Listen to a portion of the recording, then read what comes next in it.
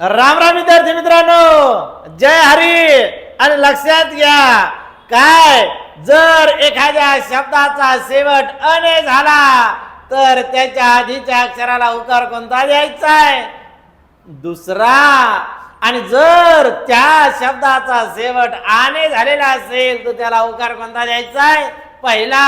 लक्षात घ्या, या शब्दाचा शेवट तुम्हाला दिसतो अने, सून, आणि तोच शब्द अनेक वचनी झाला सुना तर उकार बदलला.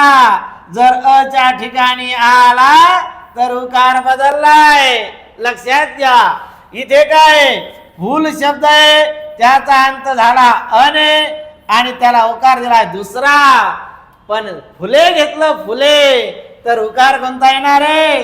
पहिला. म्हणजे या ठिकाणी रस्व स्वराने शेवट होतोय आणि या ठिकाणी दीर्घ स्वराने शेवट होतोय.